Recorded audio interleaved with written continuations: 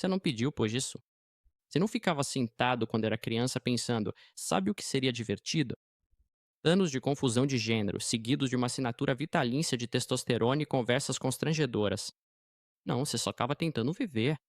Mas em algum momento, entre fingir que tá tudo bem e pesquisar no Google por que eu odeio meu peito, a verdade te atingiu como um tijolo embrulhado em um binder esportivo. Você é um homem trans. Surpresa. E parabéns, porque a sociedade não faz ideia do que fazer com você.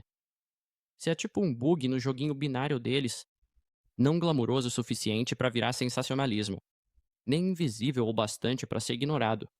Apenas inconveniente. E pessoas inconvenientes são tratadas como reviravoltas ambulantes. Você entra numa sala e a energia muda como se você tivesse trazido uma granada ao vivo e uma surpresa. Treinamento de diversidade. No começo, você pensa, beleza, isso vai ficar mais fácil quando eu me entender. Mas não, o mundo não recompensa autoconhecimento. Ele pune isso. Você diz, sou um homem, e de repente as pessoas agem como se você tivesse contado que na verdade é um gambade sobre tudo. Elas inclinam a cabeça, elas pedem pra você explicar, querem sua história de origem, como se você fosse um personagem da Marvel. Mas em vez de superpoderes, você tem mastectomia, cicatrizes e uma relação complicada com a sua voz. Falando nisso, sua voz, essa coisa vira seu inimigo pessoal. Antes da testosterona, é aguda demais, suave demais. As pessoas dizem que você soa como uma adolescente lendo poesia num campo. Você atende o telefone e te chamam de senhora. Você é tratado pelo gênero errado antes mesmo de terminar de dizer alô.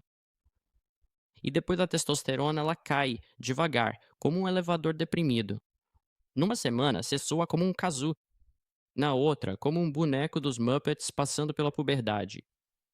Aí, num dia mágico, você tosse e soa como Batman, mas só por 8 segundos. O resto é só cascalho e misterio. E não se empolgue demais com a testosterona. Não é mágica. São hormônios e cheiro de esfolar. Todo mundo diz que vai te masculinizar. E realmente faz, eventualmente. Mas primeiro, espia. Espinha nas costas, espinhas nos ombros, espinhas em lugares que nem existiam antes. Sua pele vira um vazamento de óleo. Sua libido vai lá pra cima. Mas sua confiança ainda tá presa na era pré-T. Então agora você tá ao mesmo tempo com tesão e apavorado. É sexy e triste. Tipo um lobisomem que esqueceu como paquerar. Seu corpo muda. Devagar. Depois, de uma vez só. A gordura se redistribui. Os músculos aparecem. Você se olha no espelho e pensa: ei, quase passo despercebido. E aí um estranho te chama de moça no supermercado.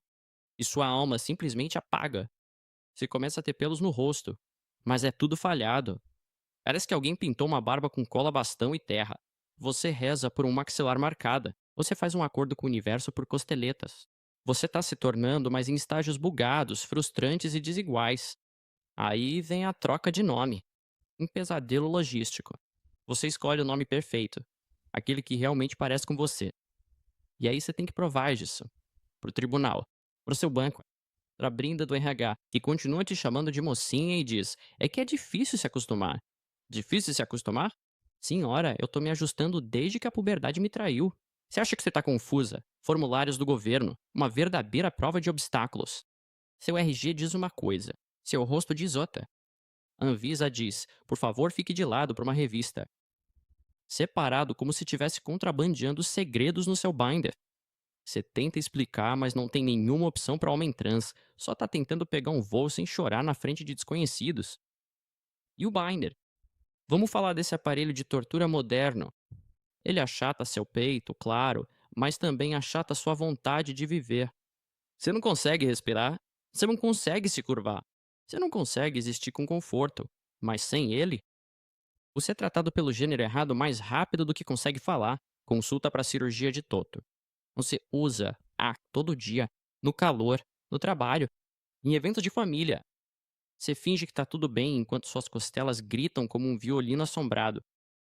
A cirurgia de topo é um sonho, uma meta, uma contagem regressiva.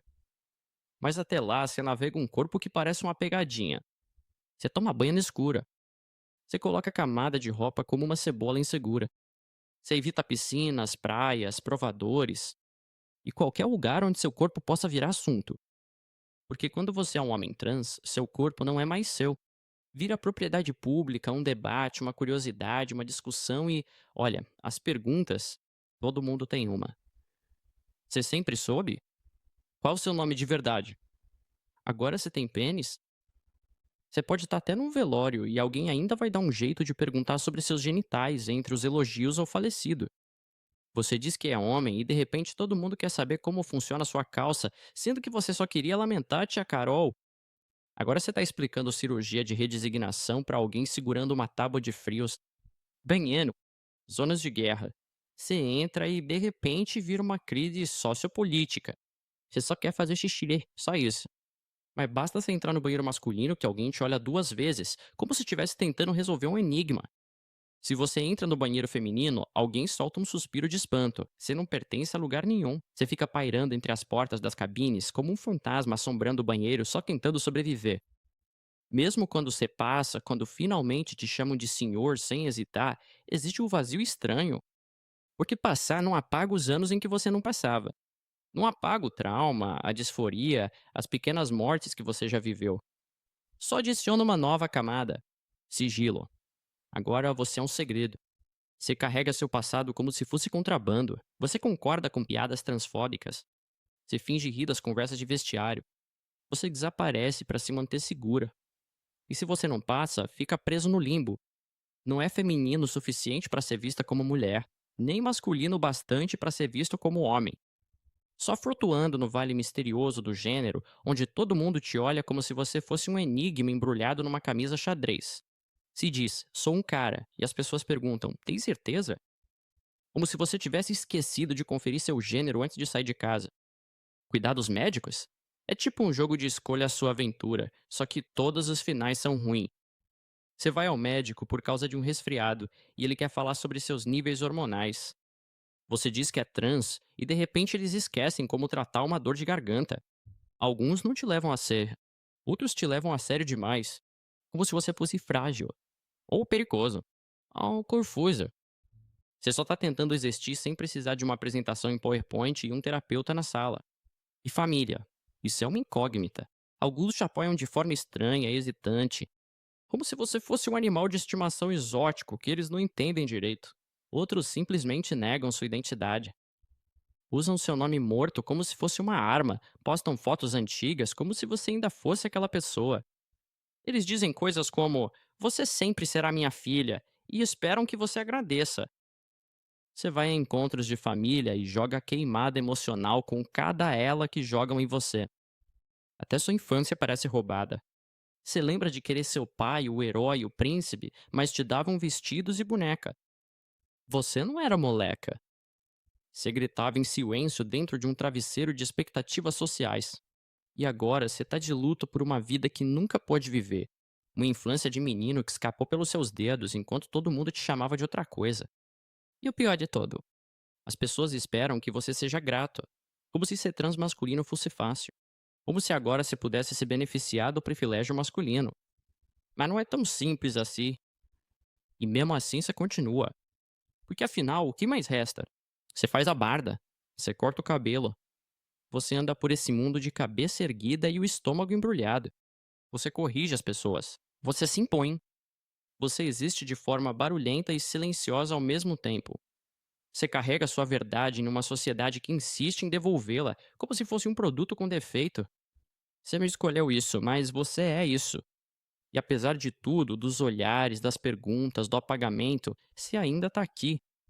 E isso é meio que um crivo.